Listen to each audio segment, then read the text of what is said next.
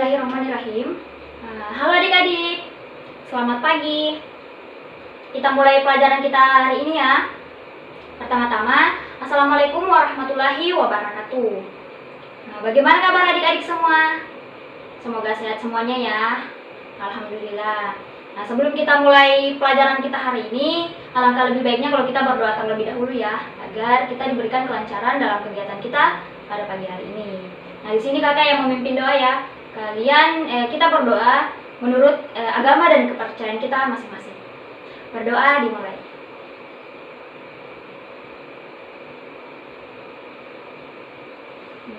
Selesai. Baik, sebelumnya kalian pasti bertanya-tanya, kakak ini siapa, namanya siapa? Perkenalkan, namanya kakak Asti Makfirah. Kalian bisa panggil kakak Kak Asti atau Kak Fira, terserah dari kalian yang bisa kalian ingat. Kakak mahasiswa PLP dari Universitas Tadulako. Program studi bimbingan dan konseling. Sebelum kita masuk ke materi, kakak ingin absen dulu. Kalian cukup sebut nama temannya kalian yang sakit, yang alfa dan yang izin. Oke? Siapa temannya kalian yang sakit? Riswandi. Siapa lagi? Fandi Santoso. Ada lagi? Yang izin Juwita Puspitasari. Ada lagi? Yang alfa? Tidak ada. Oke. Karena kita sudah absen, kita langsung saja. Nanti pembelajaran kita kali ini kakak akan memberikan layanan bimbingan klasikal, yang mana materinya itu membahas tentang manajemen waktu atau cara mengatur waktu. Baik, slide selanjutnya adik. Oke. Di sini kita ada dua tujuan layanan, tujuan umum dan tujuan khusus. Tujuan umum itu di mana peserta didik mampu merancang manajemen waktu yang tepat dan memperbaiki pola waktu dalam belajar. Sedangkan tujuan khusus ada dua. Yang pertama, peserta didik dapat menganalisis jenis kegiatan kesehariannya dalam kaitannya dengan manajemen waktu. Yang kedua, peserta didik melatih membuat jadwal kesehariannya secara efektif, efisien, dan fleksibel. Oke. Kegiatan kita nanti berbasis individu. Jadi, kakak akan membagikan lembar kerja yang nantinya kalian isi sesuai dengan jadwal keseharian yang telah kalian buat. Dan kalian menjawab beberapa pertanyaan sesuai dengan pemahaman kalian tentang materi. Sebelum kita masuk, kakak mau tanyakan dulu kesiapannya kalian. Apakah kalian sudah siap menerima materi dari kakak? Memulai pembelajaran hari ini? Oke, semuanya siap? Oke, alhamdulillah. Dalam pembelajaran kita kali ini, kita akan mengidentifikasi tentang apa itu manajemen waktu, bagaimana manfaatnya, aspek-aspek manajemen waktu, dan yang terakhir adalah cara menyusun jadwal harian. Baik, slide selanjutnya Dik. Oke, pengertian manajemen waktu. Oke, sebelumnya kita harus mengetahui apa arti dari manajemen waktu, di mana manajemen waktu menurut Mujiono dan kawan-kawan dalam bukunya tahun 2009 halaman 5, manajemen waktu merupakan perencanaan, pengorganisasian, pergerakan, dan pengawasan produktivitas waktu. Sejalan dengan hal tersebut, Purwanto dalam bukunya tahun 2008 halaman 6 berpendapat bahwa manajemen waktu adalah proses harian yang digunakan untuk membagi waktu, membuat jadwal, daftar-daftar hal yang harus dilakukan, pendelegasian tugas, dan sistem lain yang membantu untuk menggunakan waktu secara efektif. Oke. Di sini mengelola waktu belajar bukan berarti kehilangan waktu luang untuk bersenang-senang ya adik-adik. Bukan pula berarti dalam waktu 24 jam per hari harus dihabiskan dengan belajar. Justru sebaliknya.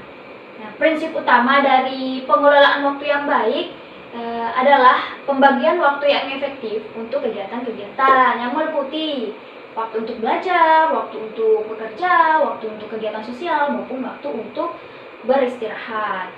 Oke, slide selanjutnya adik-adik. Di sini kalian bisa lihat manfaat manajemen waktu bagi kehidupan sehari-hari. Yang pertama, tugas tertata rapi. Mengelola waktu dengan baik akan membuat tugas adik-adik tertata dengan rapi karena melakukannya dengan step by step atau satu persatu secara teratur tanpa tergesa-gesa sehingga menghasilkan sesuatu yang sempurna. Paham adik-adik? Ya, alhamdulillah. Yang kedua, mempercepat semua urusan. Dengan pengelolaan waktu yang baik, tugas ataupun masalah yang adik-adik hadapi akan cepat selesai karena tidak menunda-nunda waktu untuk mengerjakan tugas dan tidak menunda-nunda waktu yang telah ditetapkan. Yang ketiga, melatih disiplin diri. Pengaturan waktu yang adik-adik buat akan menjadikan hal tersebut sebagai patokan untuk tidak menunda-nunda waktu atau tidak menunda-nunda pekerjaan. Hal tersebut akan melatih adik-adik menjadi seseorang yang disiplin. Yang terakhir, menjadikan kamu orang yang bertanggung jawab. Selain dampak pengelolaan waktu yang baik, akan menjadikan adik-adik sebagai orang yang bertanggung jawab karena melakukan tugas dengan sungguh-sungguh dan tepat waktu. Slide selanjutnya ya adik-adik.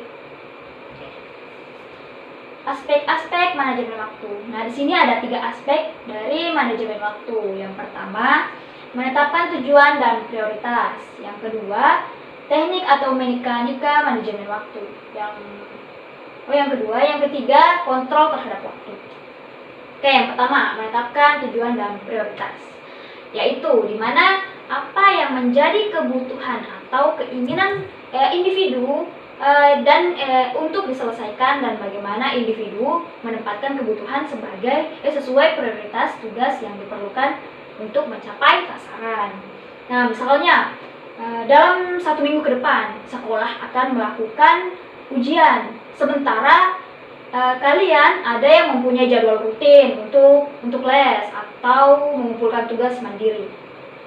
Berkaitan dengan 3 kegiatan tersebut tadi, adik-adik harus memilih yang mana lebih penting untuk didahulukan antara mempersiapkan ujian, mengumpulkan tugas atau mengumpulkan tugas mandiri dan les.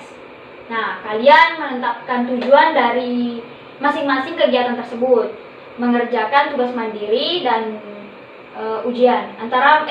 Mengerjakan tugas mandiri dan ujian adalah bagian utama dari tugas perkembangan siswa atau tugas perkembangan peserta didik, di mana tugas mandiri ikut berperan dalam memberikan bobot penilaian yang diberikan guru di luar nilai ujian. Sedangkan les merupakan bagian dari hobi. Oleh karena itu, kalian harus menetapkan tujuan dari kegiatan kalian tersebut.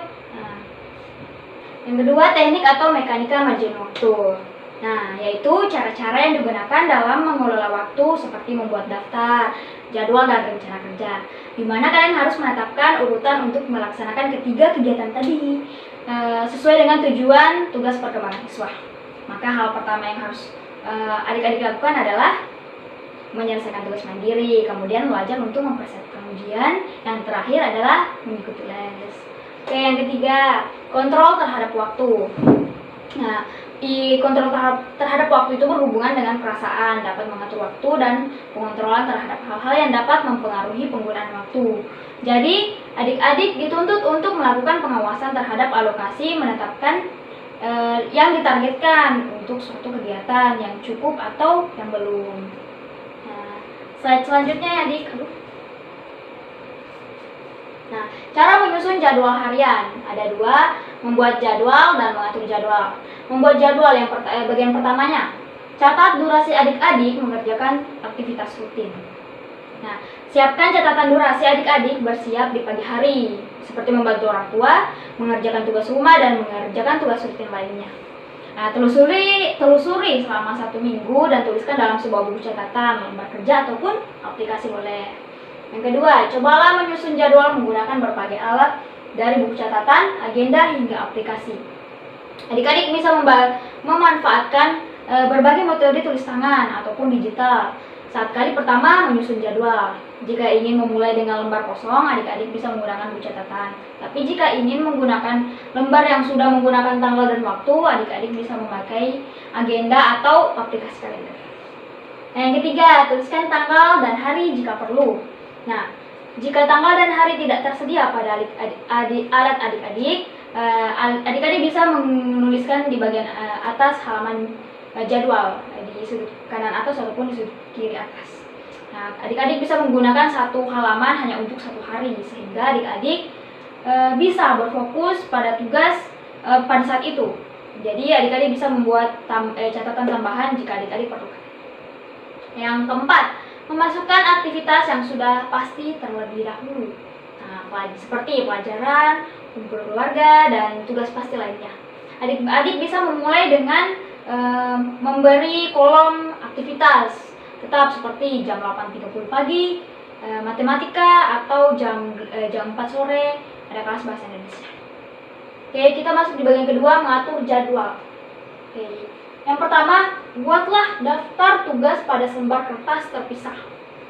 Nah, masukkan tugasnya adik-adik, tugas rutin memang mudah ya adik-adik, tapi menyusun sisa waktu yang adik-adik miliki tidaklah demikian. Jadi adik-adik bisa memulai dengan menuliskan semua yang harus adik-adik selesaikan pada selembar kertas kosong.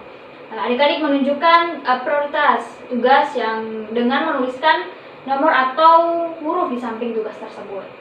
Nah, yang kedua, jadwalkan tugas terpenting pada waktu ketika adik-adik merasa produktif. Nah, adik-adik bisa memulai dengan mengisi jadwal adik-adik dengan tugas paling penting. Adik-adik bisa memperkirakan berapa lama setiap tugas akan selesai. Dan jadwalkan tugas prioritas utama di waktu ketika adik-adik yang paling bertenaga untuk menonjolkan tugas-tugas prioritas utama. Nah, tambahkan tanda bintang, garis bawahi, ataupun kalian bisa meng-highlight pakai stabilo. Nah, ada beberapa contoh waktu yang contoh untuk dapat memilih waktu belajar yang baik, seperti pada saat subuh jam 4.30 sampai jam 5.30, setelah tidur siang jam 4 sampai jam 5 sore, setelah makan malam jam 7 malam sampai jam 8 malam. Oke. Yang kedua, jadwalkan tugas-tugas terpenting pada waktu-waktu ketika adik merasa sangat produktif. Oh, salah, maaf. Yang ketiga, cantumkan detail yang membantu adik-adik mengingat apa yang harus dikerjakan. Oke, saat memasukkan tugas, cantumkan juga informasi spesifik sehingga adik-adik tetap ingat dari entry tugas tersebut. Kalau hanya mencatat singkat, misalnya tugas, nah adik-adik tidak tahu tugas apa, jadi adik-adik harus memperjelas seperti tugas matematika atau tugas bahasa Indonesia, supaya adik-adik bisa mengingat tugas apa itu. Yang keempat, tuliskan waktu mulai dan akhir untuk masing-masing tugas. Nah, apapun alat yang adik-adik gunakan untuk menyusun jadwal, aplikasi atau apapun itu seperti notepad, menuliskan waktu mulai dan akhir akan membantu adik-adik. Jadi adik-adik dapat mempertahankan semua kegiatan hari itu sesuai jadwal yang adik-adik buat. Nah, adik-adik memiliki gambaran seperti apa hari adik-adik besok dalam posisi adik-adik pada waktu tertentu. Oke, yang kelima, siapkan juga waktu untuk bersenang-senang, keluarga, dan relaksasi. Nah, adik-adik tidak bisa produktif sepanjang waktu ya. Nah, jadi adik-adik bisa menyisihkan waktu untuk orang-orang yang adik cintai, untuk nongkrong di luar maupun untuk bersenang-senang. Jika adik-adik tergolong orang yang sering lupa untuk beristirahat, tapi tidak mungkin karena adik-adik punya waktu luang, tapi boleh adik-adik bisa memasukkan pengingat untuk relax dan bersenang-senang, sangat penting. Yang terakhir, biarkan 25% waktu adik-adik tanpa kegiatan. Nah, adik-adik akan kesulitan melakukan perbaikan jadwal jika mengisinya dengan beragam tugas secara berurutan. Jadi lebih baik adik-adik luangkan waktu untuk mengatasi jika adik-adik menyela atau terjadi penundaan. Memberi jarak setidaknya 15 menit di antara setiap tugas merupakan langkah yang tepat untuk menyelesaikan perubahan waktu yang telah adik-adik jadwalkan. Rencanakan ya. Oke, kita masuk di slide selanjutnya adik-adik. Nah, mematuhi jadwal. Yang pertama, susun jadwal adik-adik pada waktu yang sama setiap harinya. Nah, jika adik-adik menyusun jadwal di waktu yang tetap, kegiatan itu akan menjadi bagian dari rutinitas harinya adik-adik. Jadi adik-adik bisa memeriksa daftar tugas saat sedang bersantai atau pada malam hari. Adik-adik hanya harus menjadikan kegiatan menyusun jadwal sebagai kebiasaan sehari-hari. Yang kedua, simpan jadwal adik-adik di tempat yang adik-adik bisa lihat. Nah, entah itu berada di buku catatan, di buku agenda, ataupun di aplikasi. Adik-adik selalu upayakan jadwal adik-adik mudah dibawa kemana-mana. Jika adik-adik jarang membawa kemana, maksudnya jika adik-adik jarang menyentuh jadwal adik-adik, adik-adik akan kesulitan menjaga tujuan dari pengaturan tersebut. Oke. Yang ketiga, tandai tugas-tugas yang telah selesai agar adik-adik selalu termotivasi.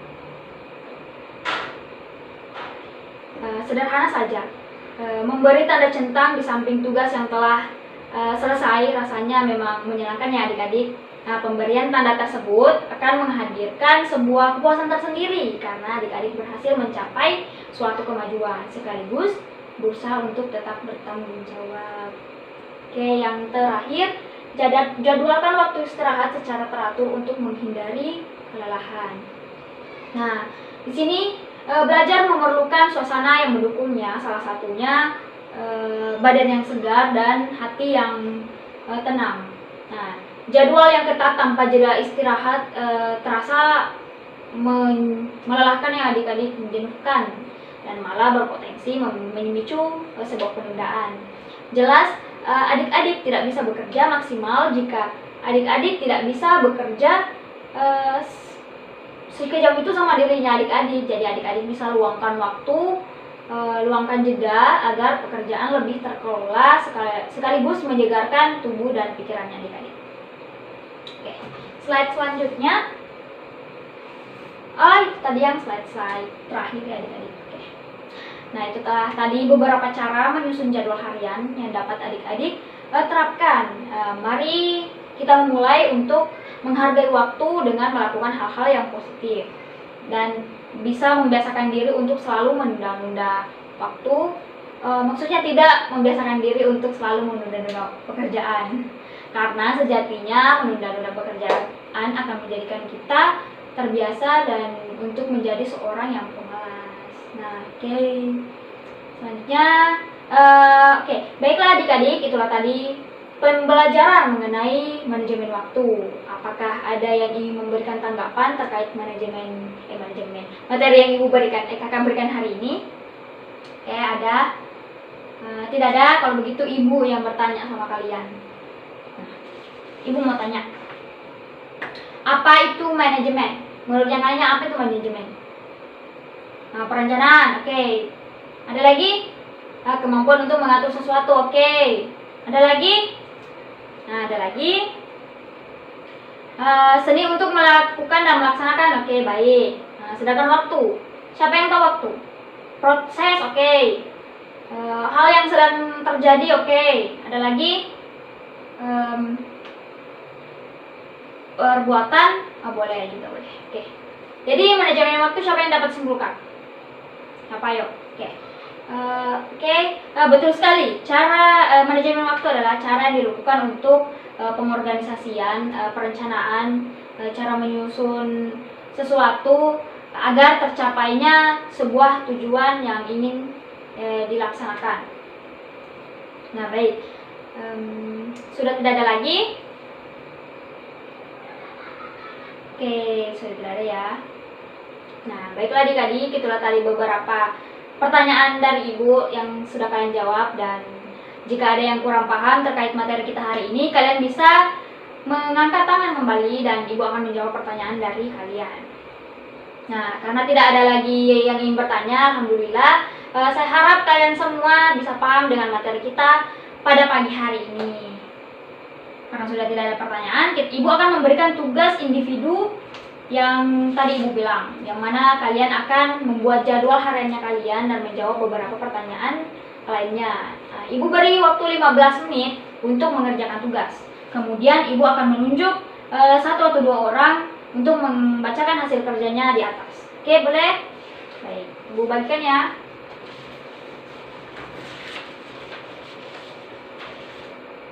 Oke.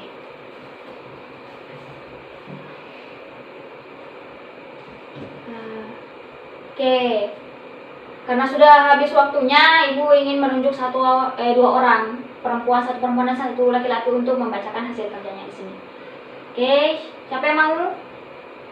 Oke, Andi, satu lagi perempuan. Putri, oke, Putri. Andi sama Putri. Silakan.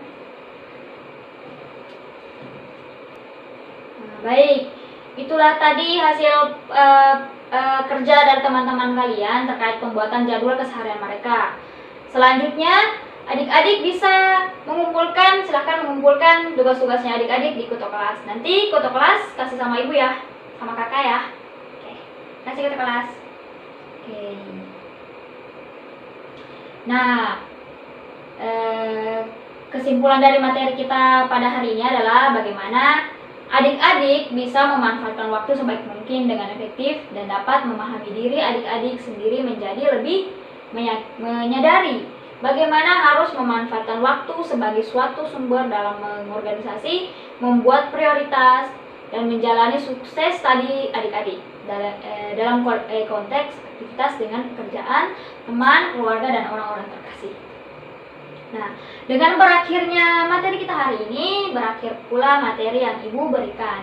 Ibu harap kalian bisa menjadi siswa yang cerdas, bermanfaat bagi diri sendiri dan orang lain. Akhir kata, mari kita berdoa kembali menurut agama dan kepercayaan kita masing-masing. Berdoa dimulai. Selesai. Nah, terima kasih adik-adik. Semoga bermanfaat materi kita hari ini. Ibu akhiri dengan ucapan wassalamualaikum warahmatullahi wabarakatuh.